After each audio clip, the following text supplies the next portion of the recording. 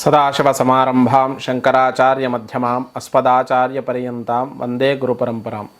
మనోజవం మారుతతుల్యవేగం జితేంద్రియం బుద్ధిమతాం వరిష్టం వాతాత్మజం వానరయూధముఖ్యం శ్రీరామదూతం శిరసా నమామి. హనుమ పరాక్రమం గురించి ఎంత చెప్పినా తక్కువే. మనకు సుందరకాండలో గత 8 భాగాలలో చూసినటువంటి హనుమంతుడి యొక్క ప్రజ్ఞా పాఠవాలు, తన యొక్క సమయస్ఫూర్తి, అలాగే ఆయన చేసినటువంటి అనేక రకాల సాహస కృత్యాలు, అనేక రకాల శరీరాన్ని మార్చుకునే విద్యలు, ఇలాంటివి చాలా చూసాం. ఇక ఈ 8వ అధ్యాయం తర్వాత 9వ అధ్యాయం నుంచి మనం అంటే దాదాపు 68 సర్గల్లో మనకు గత సర్గ వరకు చూసుకున్నట్టయితే సీతాదేవికి ఆ యొక్క రాముడిచ్చినటువంటి అంగుళీయకము, తర్వాత ఆ అమ్మవారు ఇచ్చినటువంటి చూడామణిని తీసుకొని సీతాదేవికి నమస్కరించాక ఎప్పుడైతే ఒక దూతగా వెళ్తాడో, అంటే మనం అందరికీ తెలుసు దూత యొక్క లక్షణాలన్నీ కూడా మనం కొంతకాలంగా గత ఎపిసోడ్లలో చెప్పాం. అయితే దూత యొక్క లక్షణాలు మన శక్తిని మనకు తెలుసుకోవడమే కాదు, మన శక్తిని రాక్షసులకు కానీ మన శత్రువులకు కానీ తెలపడం అనేది చాలా అవసరం. అంటే హనుమ తన యొక్క పరాక్రమాన్ని ఒకసారి రావణాసురుడికి చూపిస్తే ఒకవేళ బుద్ధి ప్రచోదనం చెంది సంస్కరింపబడి సీతాదేవిని అప్పగించవచ్చు, రాముణ్ణి శరణ వేయవచ్చు. ఎందుకంటే శరణాగత వత్సలుడు రాముడు కాబట్టి, శరణన్న వారిని రక్షిస్తాడు కాబట్టి ఈ రావణాసురుడిని క్షమించవచ్చు. మంచి పండితుడు, పాండిత్యము గలవాడు, సంస్కారం ఉన్నవాడు అయినప్పటికీ కూడా కామం అనే ఒక పదార్థం వల్ల తన యొక్క సంస్కారాన్ని కోల్పోయాడు. ఇప్పటికీ మనం చూస్తాము రావణాసురుడు రాసినటువంటి ఆ యొక్క శివుడి యొక్క స్తోత్రం ఉంది కదా, మనం జటాటవే గలజ్జల ప్రభావితావితస్థలే అని ఆ యొక్క అద్భుతమైనటువంటి ఆ స్తోత్రం అనేది ఇప్పటికీ వింటున్నాం. శివుడికి అత్యంత ప్రీతికరమైనటువంటి మహాన్యాసపూర్వక రుద్రాభిషేకం ఏదైతే ఉందో అది రావణాసురుడు రాసినటువంటిది. ఇక వేదాలలో 3వదైనటువంటి సామవేదాన్ని కూడా రావణుడే సృష్టించాడు. ఇది చాలామందికి తెలియని విషయం. బ్రహ్మముఖం నుంచి వేదాలు ఉద్భవించాయి, కానీ సామం అనేది పుట్టింది రావణుడు కూడా ఒక బ్రహ్మనే, రావణ బ్రహ్మ అంటారు. ఎందుకంటే ఎన్నో వాటిని సృష్టించాడు. ఇన్ని సంస్కారాలు ఉన్నవాడు ఒక కోరిక, మనిషికి ఉండవలసిన కోరిక కాకుండా ఉండకూడని కోరిక ఉన్నందువల్ల ఆ రాక్షసత్వం అనేది ఇంకా పెరిగిపోయి తన మృత్యువుకు దారితీసింది. కాబట్టి ఇక్కడ హనుమ ఏం చేస్తాడు అంటే ఇక్కడి నుంచి హనుమ యొక్క పరాక్రమాన్ని చూద్దాం. ఇప్పుడు మనం అంతా పెద్ద హీరోలుగా చెప్పుకునే సినిమాల్లో కనిపించే వాళ్ళు కాదు. ఇప్పుడు హనుమ నిజమైన హీరో అని మనకు తెలుస్తుంది. ఎందుకంటే మనం చూసే విషయాలన్నీ కూడా చాలా చాలా సూక్ష్మమైనవి, అంటే లేనివి ఉన్నట్టు కల్పించుకొని మనం చూస్తాం. నిజమైన సైనికులు, నిజమైన హీరోలు మన దేశాన్ని సరిహద్దుల్లో రక్షిస్తూ నిరంతరం మనల్ని రక్షించేవాళ్ళు. అలాగే మన దేశ ధర్మాన్ని రక్షించేవాళ్ళు, ధర్మం కోసం నిలబడి తన సుఖాలను త్యాగం చేసే ఎంతోమంది పీఠాధిపతులు ఉన్నారు. అంటే నేను అనేది దొంగ స్వాములు ఉండొచ్చు, వాళ్ళ గురించి నేను చెప్పను. కానీ దేశ రక్షణ కోసము, ధర్మ రక్షణ కోసము శంకరులు స్థాపించినటువంటి చతురామ్నాయ పీఠాలే కానీ, సనాతన ధర్మాన్ని రక్షించేటందుకు ఎన్నో దేవాలయ వ్యవస్థలను నడుపుతున్నటువంటి కామకోటి పీఠాలు, ఇలా ఎన్నో పీఠాలు భారతీయ సనాతన ధర్మాన్ని రక్షించడానికి ఉన్నాయి. ఎందుకంటే ధర్మో రక్షతి రక్షిత అని మన అందరికీ చెప్పుకోవడమే, కానీ రక్షించాల్సింది ఏంది అంటే మన ధర్మాన్ని, వేద ధర్మాన్ని. కాబట్టి హనుమ ధర్మాన్ని రక్షించడానికి నిలబడ్డాడు. కాబట్టి రామో విగ్రహవాన్ ధర్మ అన్నాడు కదా, హనుమ ధర్మాన్ని రక్షించడానికి నిలబడ్డవాడే హనుమ. కాబట్టి ఈ ధర్మో రక్షిత రక్షిత అనే దానికి ఉదాహరణ హనుమనే. అయితే ఎప్పుడైతే సీతాదేవికి నమస్కరించి బయలుదేరదామన్నాడో ఈ లంకకి ఏదో ఒకటి చేసి వెళ్దాము అని చెప్పేసి ఆలోచన వచ్చింది. ఏం చేద్దాము? లంకా నగరం అనేది అత్యంత శోభాయమానమైనది. ఎంత అందంగా ఉంది అంటే అది చాలా అద్భుతమైనటువంటి శోభతో ఉన్న ఆ లంకా నగరాన్ని కొంత పాడు చేసి వెళ్దాము అని చెప్పేసి. ఎందుకంటే నేను ఒక్క కోతిని వస్తేనే ఇంతటి లంకా నగరము, ఇంతమంది రాక్షసులు, ఇంతమంది సైన్యం ఉన్నటువంటి లంకా నగరాన్ని ఒక కుదుపు కుదుపుతాను. అలాంటిది లక్షలాది వానరులు, కోట్లాది వానరులు, నాకంటే శక్తివంతమైన వాళ్ళు, బ్రహ్మవరంతో పుట్టినటువంటి జాంబోదాది పరాక్రమవంతులు, సుగ్రీవుడు, అంగదుడు, ఇలాంటి మహాపరాక్రమవంతులు ఎంతోమంది ఉన్నారు. మరి వాళ్ళందరూ వస్తే ఈ యొక్క లంకానగరం గతేంటిది అనేసి ఒకసారి రావణుడికి చెప్పాలి అని చెప్పేసి వెంటనే ఇక లంకానగరాన్ని మనం దహనం ఇప్పుడే కాదు, ముందైతే కొంత విధ్వంసం చేద్దామని చెప్పేసి అశోకవనం సీతాదేవి ఉన్నటువంటి విశాలమైనటువంటి శింషుప వృక్షాన్ని వదిలి కొంత దూరం వెళ్ళి అక్కడ ఉన్న అశోకవనంలో అత్యంత సౌందర్యవంతంగా ఉండేటువంటి అశోకవనం, రావణాసురుడికి అత్యంత ప్రీతిపాత్రమైనటువంటి అశోకవనం, ఎన్నో పూల వృక్షాలు, మల్లికలు, కొలనులు ఇవన్నీ ఉన్నటువంటి అశోకవనాన్ని తను పెకిరించడం మొదలుపెట్టాడు. ఒక్కో పెద్ద పెద్ద వృక్షాలను తన పరాక్రమంతో పెకిలిస్తూ ఒక్కొక్క చోట విసిరి కొడుతున్నాడు. అలాగే అక్కడ ఉన్న సరస్సులను తెంపివేశాడు. అంటే తన చేతితో పెద్ద పెద్ద పర్వతాలు తీసుకొచ్చి ఆ సరస్సుల్లో పాడేయడం, ఆ పర్వత శిఖరాలను, రాళ్లను తీసుకొచ్చి అక్కడ వేయడం, అక్కడ ఉన్న సాల వృక్షాలు, ఇంకా అనేక రకాల పెద్ద పెద్ద వృక్షాలను, అశోక వృక్షాలన్నింటినీ కూడా తెంపి అంతా చిందరవందరగా చేశాడు. ఎప్పుడైతే ఆ వానరం చేసినటువంటి ఒక భయంకరమైనటువంటి విధ్వంసం ఎలా ఉంది అంటే, ఎక్కడ చూసినా విరిగిపోయిన చెట్లు, కూలిపోయిన చెట్లు, తెగిపోయిన కొలనులు, కూలిపోయిన గోడలు, ప్రాసాదాలు, ఇవన్నీ కూడా వనమంతా కూడా విధ్వంసంగా ఉందట. అదంతా రాక్షస కాంతలు అక్కడ ఉన్న వాళ్ళందరూ చూశారట. ఆ రాక్షస కాంతలంతా చూసి ఇదేంటి ఇలా జరిగింది, దీనికి ఏమైంది అని చెప్పేసి చూస్తే పెద్ద వానరాకారం. హనుమంతుడు ఎంత భారీ స్వరూపం అంటే, ఆ యొక్క భగవద్గీత చెప్పడానికి శ్రీకృష్ణుడు పొందినటువంటి విరాట్ రూపం ఎంత దివ్యమైందో అంతటి దివ్యమైన రూపాన్ని, పెద్ద శరీరాన్ని పొంది ఇదంతా పని చేశాడట. అది చూసి భయపడ్డారు. వాళ్ళందరూ కొందరు భయపడి ఎక్కడెక్కడ పరిగెట్టారట. కొందరు మాత్రం స్త్రీలు దాక్కున్నారట. కొందరు ఆ రావణాసురుడి దగ్గరికి వెళ్ళి ఈ జరిగిన విషయం అనేది చెప్పడం జరిగింది. ఎప్పుడైతే రావణాసురుడికి ఈ విషయం చెప్పారో అప్పుడు రావణాసురుడికి ఇది ఎవరో దేవతలో, గంధర్వులో, యక్షులో, కిన్నెరులో ఎవరో ఒకరు ఈ పని చేశారు అని ఆలోచన. ఎందుకంటే మానవుల మీద చులకన భావం కదా మొదటి నుంచి. రాముడు మానవుడు అని చెప్పేసే చులకన భావన ఉంది కదా. మొదటి నుంచి మనుషులు చేసే పనులకు మనుషుల మీద చులకన భావం ఉంది. కాబట్టి ఆ మనుషులు తమ బుద్ధిని సరిగ్గా వాడుకుంటే ఎలా ఉంటుంది అని రాముడే అవతరించి మనకు చూపించాడు. కాబట్టి ఈ రోజుకు కూడా మానవ ధర్మం ఎట్లా ఉంటుంది అంటే, మానవ ధర్మంలో పుట్టిన మహర్షులు, సప్తర్షులు ఉన్నారు, రావణాసురుడు ఉన్నాడు, ఇంకా ఎంతోమంది చాలామంది కృత్యాలు చేసేవాళ్ళు ఉన్నారు. కాబట్టి మంచి చెడు రెండు ఉంటుంది. కానీ ఇక్కడ మనకు ప్రతి దాంట్లో కూడా మానవుడి యందు చులకన భావం అనేది రావణాసురుడికి చూపించడం జరుగుతుంది. వెంటనే ఆ రావణాసురుడు అన్నాడట, ఎవరా వానరము, మహాభూతం వలె ఉంది. అంటే మహాభూతం అంటే పెద్ద ఆకారం గల ఒక శక్తి. ఈ దేవతలందరూ కూడా, ఇంద్రాది దేవతలందరూ కూడా తమ వల్ల కావట్లేదు అని చెప్పేసి తమ ఇంద్ర పదవిని పొడగొట్టుకున్నాను, అలాగే ఆ అష్టదిక్పాలకులంతా ఓడిపోయిన వల్ల పరాభవం పొందారు కదా, వాళ్ళందరూ కలిసి ఒక మహాభూతాన్ని తయారు చేసి నా మీదికి పంపారు అని చెప్పేసి రావణాసురుడు అనుకున్నాడు. ఆయన వచ్చింది ఒక వానరం. మరి చూడండి, అదే ఇంట గెలిచి రచ్చ గెలవాలి అని చెప్పేసి మనము ఏదో గెలిచాము, బయట పెద్ద పరాక్రమం చేశామంటారు, కానీ ఇంట్లో కుటుంబాన్ని సరిదిద్దుకోలేని కుటుంబాలు ఎన్నో ఉన్నాయి.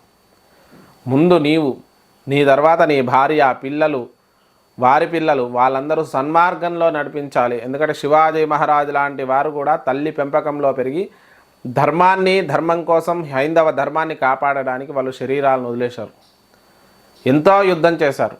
కాబట్టి ఇక్కడ మనం చూసుకుంటే ఈ వానరాన్ని పట్టుకురమ్మని చెప్పేసి 80,000 మంది రాక్షసులను పంపించారట. ఎవరైనా పంపిస్తారా? ఒక మనిషిని పట్టుకురావడానికి మన సినిమాలో 10 మందిని కొట్టడగానే హీరో అయిపోతారు కదా. అంటే హీరోలు తప్పు కాదు, అది మన సంతృప్తి కోసం. కానీ దాన్నే పిచ్చిగా బతికే జనాలు చాలామంది ఉంటారు. కానీ నిజమైన హీరో మన హనుమంతుడు. అంటే కొత్త మన పరిభాషలో చెప్తున్నానని ఏమీ అనుకోవద్దు, చిన్నపిల్లలకు కూడా అర్థం కావాలని. ఎందుకంటే నిజమైన హీరో అంటే 80,000 మందిని రాక్షసులను ఒకే ఒక నిమిషంలో చంపేశాడు. వాళ్ళందరూ పెద్ద పెద్ద ముసలాలు, త్రిశూలాలు, చిల్లకోలలు. అంటే చిల్లకోల అంటే పెద్ద సువ్వ ఉండి, పెద్ద కర్రకు సువ్వ ఉండి దూరం నుంచి ఇట్లా పొడుస్తూ ఉంటారు. ఇట్లా అనేక రకాల ఆయుధాలు పట్టుకొని వీళ్ళందరూ రాక్షసులు, ఒక్కొక్కరు భయంకర ఆకారాలు ఉన్న వాళ్ళలో కూడా ఎలా ఉన్నారంటే భయంకరమైన రూపాలతోటి హనుమ మీదకి వచ్చారట. హనుమ ఏంటి, ఆయన ఇలాంటి వాళ్ళని ఎంతోమందిని చూసినవాడు. రాక్షసులు అంటే ఆయనకు రాక్షసులు కాదు, ఆయన పరాక్రమం అంతా అంత మహత్తు గలది. కాబట్టి పెద్ద శరీరాన్ని పొందాడు. ఎంత అంటే ఆ విరాట్ రూపం పొందినంత పరాక్రమంతో, ఒక భారీ శరీరంతో, పెద్ద పెద్ద గోర్లతోటి ఆ యొక్క రాక్షసులందరినీ ఒక పెద్ద ఇనుప గుదియ అంటే గద లాంటిది, ఇనుప గద లాంటి దాన్ని తీసుకొని అందరినీ మోది చంపేశాడట. అంటే బాగా కొట్టి అక్కడే చనిపోయారు. ఆ 80,000 మందిని కూడా చంపేస్తే కొంతమంది మిగిలారు. మిగిలి ఏం చేద్దాము, సాక్షాత్తు 80,000 మంది రాక్షసులు, ఒక్కరు కాదు ఇద్దరు కాదు అని చెప్పేసి వీళ్ళందరిలో మిగిలిన వాళ్ళందరూ కూడా రావణాసురుడి దగ్గరికి వెళ్ళారు. సరే హనుమ అనుకున్నాడట, మరి వీళ్ళందరూ చనిపోయారు కదా, ఇప్పుడు ఎలాగో ఇంకో కొత్త సైన్యం వస్తుంది, ఈ లోపల ఖాళీగా కూర్చోవడం ఎందుకనేది చైత్య ప్రాసాదము అనే ప్రాసాదం దగ్గరికి వెళ్ళి అక్కడ ఉన్న పెద్ద పెద్ద భవనాలన్నింటినీ కూలగొట్టాడు. ఎలా కూలగొట్టాడంటే వాటి స్తంభాలను పీకి పెద్ద పెద్ద పర్వతరాలను తీసుకొచ్చి ఆ ప్రాసాదాల మీద వేశాడట, స్తంభాలను లాగేశాడట. ఒక అద్భుతమైనటువంటి చైత్య ప్రాసాదం అనే దాన్ని మొత్తం విధ్వంసం చేశాడు. అక్కడ 100 మంది పరాక్రమవంతులను పంపించాడట. ఆ చైత్య ప్రసాదాన్ని రక్షిస్తున్న 100 మంది పరాక్రమవంతులు ఎలాంటి వాళ్ళంటే చూస్తేనే వెన్నులో భయం పుట్టేటంత భయంకరమైనటువంటి రూపంతో ఉన్నవాళ్ళు ఆ చైత్య ప్రసాదాన్ని 100 మంది రక్షిస్తుంటారట. ఎప్పుడైతే 100 మంది వచ్చారో ఆ 100 మందితో యుద్ధం ప్రారంభించాడు. భయంకరమైన బాణాలతోటి, అనేక రకాల ఆయుధాలతోటి హనుమను కొట్టారట. ఆయనకేముంది, వెంట్రుక, ఎందుకంటే బ్రహ్మాస్త్రమే ఆయన మీద పనిచేయదు. ఇక ఈ ఆయుధాలు ఏం పనిచేస్తాయి, ఏదో రక్తం వచ్చింది, మన సినిమాలో చూస్తాం రక్తం చుక్కబడి అది ఘనీభవించింది అని, అది కథ మాత్రమే, అది నిజం కాదు. ఎందుకంటే పురాణంలో, రామాయణంలో ఎక్కడ అలాంటిది చెప్పలేదు. పెద్ద శబ్దం చేస్తూ అక్కడ ఉన్న పర్వతపు శిఖరాలను తీసుకొచ్చి వాళ్ళ మీద వేసేసాడు. అలాగే అక్కడ ఉన్న సాల వృక్షాలు అనే వృక్షాలు ఉంటాయి, అవి తీసుకొని గట్టిగా తిప్పి వాళ్ళందరి మీద గట్టిగా వేస్తే వాళ్ళందరూ అక్కడ ఆ 100 మంది కూడా చనిపోయారట. ఇంత భయంకరమైనటువంటి యుద్ధం చేశాడు.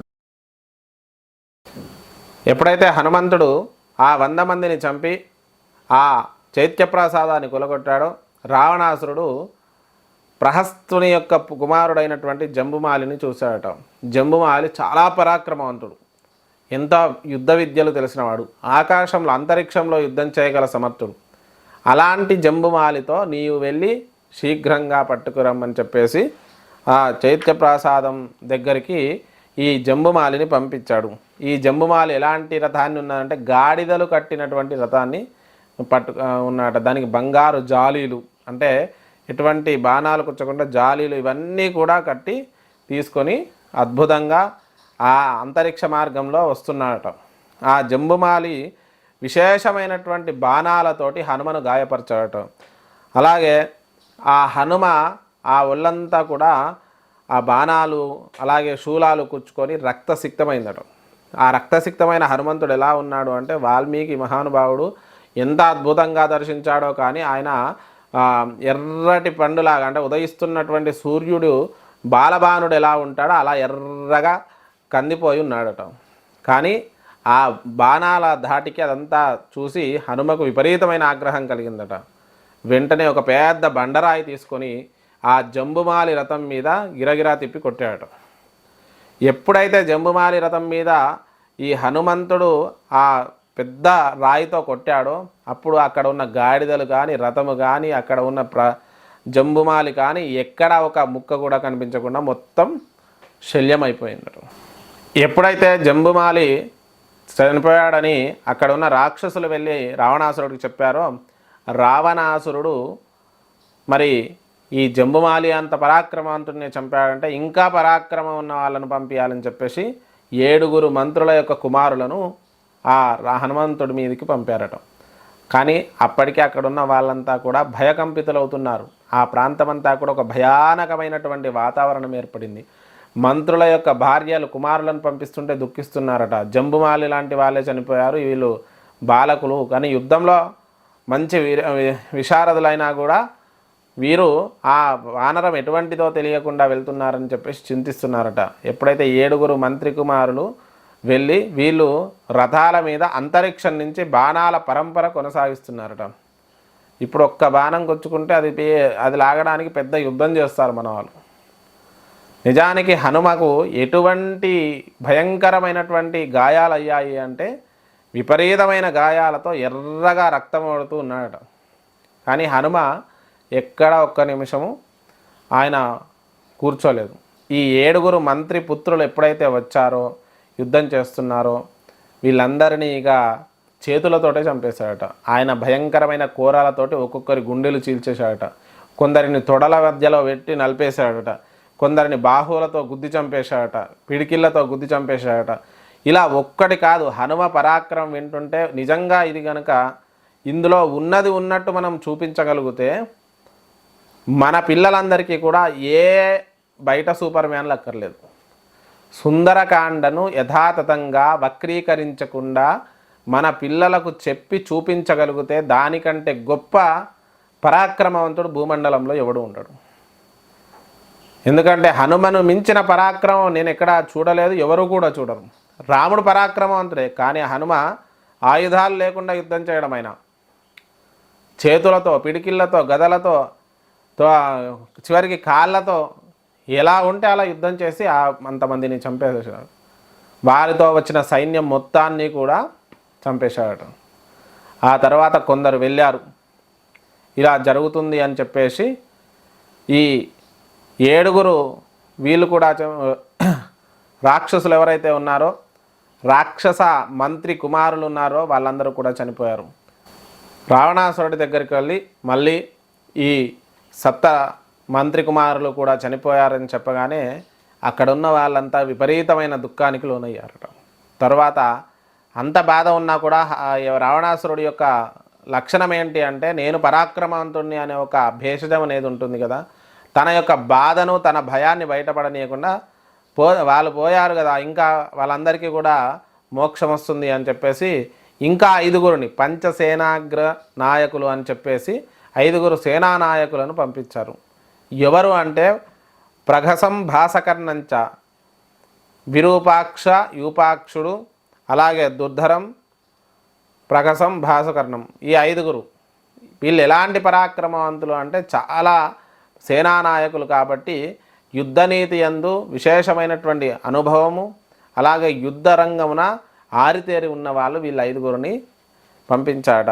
కానీ హనుమకు రావణాసురుడు వచ్చినా కూడా ఆయనకు చిన్న అల్పమైన వాడే, ఎందుకంటే సాక్షాత్తు ఈశ్వరుడే హనుమ. అది మనం తెలుసుకోవాలి. ఇక్కడ అంత రాక్షసులు అంటే మనము దీని గురించి మళ్ళీ విశ్లేషణ కూడా ఇస్తాను. ఈ కథ అయిపోయాక లాస్ట్లో విశ్లేషణ కూడా ఇస్తాను, చూడండి. అలాగే మొట్టమొదట విరూపాక్షుడు వెళ్ళి ఒక భయంకరమైనటువంటి యుద్ధం చేస్తున్నాడు. ఆ విరూపాక్షుడు యుద్ధం చేస్తుంటే సాల వృక్షాన్ని తీసుకొని గట్టిగా మోది ఆ యొక్క విరూపాక్షుడిని రథంతో సహా భూమికి వేసి కొట్టాడు. వెంటనే ఆ విరూపాక్షుడు చనిపోయాడు. తర్వాత ప్రగసుడు, భాసకర్ణుడు హనుమను గాయపరిచారు. విపరీతమైనటువంటి గాయాలు హనుమంతుడికి చేశారట. ప్రగసం భాసకర్ణంచ పంచసేనాగ్రనాయక అంటే ఈ 5 వీళ్ళిద్దరు, ప్రగసుడు, భాసకర్ణుడు కూడా విశేషమైన పరాక్రమవంతులు. వీళ్ళు విపరీతమైన బాణాలతోటి, గదలతోటి హనుమను గాయపరిచారట. ఇక హనుమ ఉపేక్షించి లాభం లేదని చెప్పేసి ఒక పెద్ద పర్వతపైకి అక్కడ ఉన్న శిఖరాన్ని తీసుకొచ్చి వీళ్ళపైన వేసాడట. వెంటనే ప్రగసుడు, భాసకర్ణుడు ఇద్దరు కూడా చనిపోయారు. ఇక వీళ్ళందరూ చనిపోయాక దాదాపుగా 5 వీరు, 7 మంత్రి కుమారులు, తర్వాత జంబుమాలి, ఇలాంటి పరాక్రమవంతులంతా కూడా విశేషంగా హనుమ పరాక్రమం ముందు పరాజితులవడమే కాక ప్రాణాలు వదిలేశారు. ఇక దీని గురించి ఒక చిన్న విషయం విశ్లేషించుకొని ముగిద్దాం. రాక్షస సంహారం అనేది ఒక విచిత్రమైనటువంటి ఘట్టం. ఎందుకు రాక్షసులను హనుమంతుడు చంపాడు? ఇది నిజమే, నిజం కాకపోవచ్చు, నిజం కావచ్చు, కథ అనుకోవచ్చు. అసలు ఇది తత్వము, జ్ఞానము, ఆధ్యాత్మిక సాధన ఇవన్నీ మనం మొదటి అధ్యాయాల్లో చెప్పాం కదా. రాక్షస సంహారంలో ఏముంటుందండి? మొదటి నుంచి అంటే కుండలిని సాధన అన్నారు, అదంతా బాగుంది. కానీ ఈ చివరిలో ఉన్నటువంటి వాటిలో రాక్షస సంహారం, అతి క్రూరంగా చంపడం అనేది మనకు ఇందులో చెప్పడం జరుగుతుంది. అసలు దైవం అనేది చంపడం ఎందుకు అనేది మనందరికీ సందేహం. ఎక్కడైనా పురాణాలు ఒకటే చెప్తున్నాయి. అష్టాదశ పురాణాలు కానీ, రామాయణ భారత భాగవతాలు కానీ రాక్షస సంహారంతోనే కథ ముగుస్తుంది. రాక్షసులు అంటే ఎవరు? నీ లోపల ఉన్న అరిషడ్ వర్గాలు. ఇక అక్షయ కుమారుడు, ఇంకా చాలామంది చనిపోతారు. అక్షయ కుమారుడు తర్వాత ఇంద్రజిత్ వచ్చి పట్టుకుంటాడు. పట్టుకొని తర్వాత ఇంకా రావణాసురుడు యొక్క వృత్తాంతం చాలా పెద్దగా ఉంటుంది. అదంతా ఇంకా భవిష్యత్తులో చూసుకోవచ్చు. ఇక్కడ మనం మొట్టమొదట చూసుకుంటే 80,000 మంది రాక్షసులు ఒక్కసారిగా వస్తారట. 80,000 మంది అంటే దీనికి ఒక సంఖ్యా ప్రమాణం ఇచ్చారు. మరి 80,000 మంది అంటే మనకు ఈ ఆధ్యాత్మిక సాధనకు సంబంధం ఏంది అనేది చూస్తే మనిషి అనంతమైనటువంటి వ్యామోహంతో ఉంటాడు. అనంతం. ఇక కోరికలకు ₹1 వచ్చిందనుకోండి 10 రూపాయలు వస్తే బాగుంటుంది, 10 వచ్చిందనుకోండి 100 వస్తే బాగుంటుంది. ఇలా అనంతం అంటే సహస్రము అంటే అనంతము, 80,000 అంటే ఇంకా అనంతమైన సహస్రాలు అనుకోండి. అంత కోరికతోటి ఉన్నవారు అన్ని కోరికలు వస్తూనే ఉంటాయి. వాటిని మొట్టమొదట కోరికలను సంహరించడం అంటే హనుమ వృత్తాంతంలో మొట్టమొదటి కోరికలు మీకు అనంతంగా ఉంటే వాటిని సంహరించడం.